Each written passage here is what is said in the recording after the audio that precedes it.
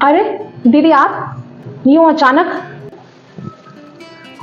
वो भाभी, माँ के जाने के बाद है ना, मुझे माँ की बहुत याद आ रही थी, इसीलिए भाभी मैं आ गई मायके।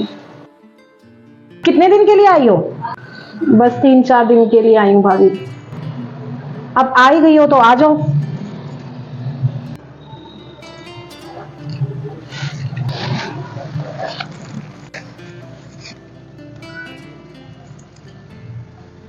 भाभी, माँ के जाने के बाद ये घर कितना सूना सूना सा लग रहा है ना।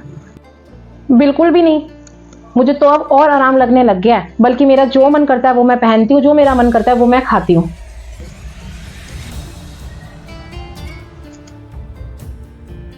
एक गिलास पानी मिलेगा भाभी? हाँ हाँ, क्यों नहीं। अब तुम आई हो तो तुम्हारी खातिरदारी तो करनी पड़ेगी ना। लाती हूँ पानी। अब ये कहाँ चली गई?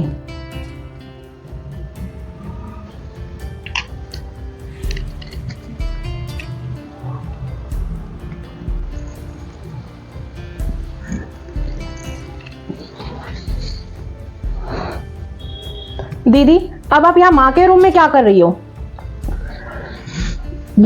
वो भाभी, माँ के कमरे में माँ की यादें हैं ना, बस इसीलिए उनको याद कर रही थी। अब दीदी, माँ को चाहे अपने घर में बैठ के याद कर लो, चाहे माँ के रूम में बैठ के याद कर लो, माँ तो आने से रही। भाभी, क्या हो गया आपको? मैं जब से आई हूं मैं देख रही हूँ आप मुझे कड़वी कड़वी बातें बोल रहे हो।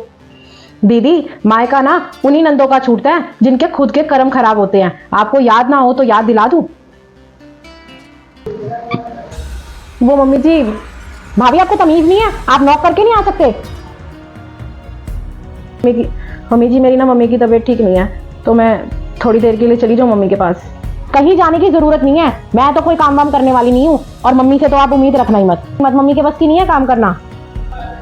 प्लीज मम्मी जी, जाने दो। बहू, तुझे समझ नहीं आया? मेरी बेटी ने क्या कहा? नहीं जाना तो नहीं जाना।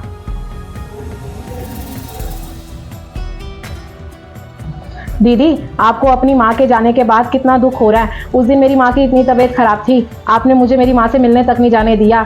भाभी, मुझे माफ कर दो। मुझे लगता था कि माँ बाप से ही मायका होता है, लेकिन नहीं, मम्मी पापा के जाने के बाद भाई भाभीियों से भी मायका होता है।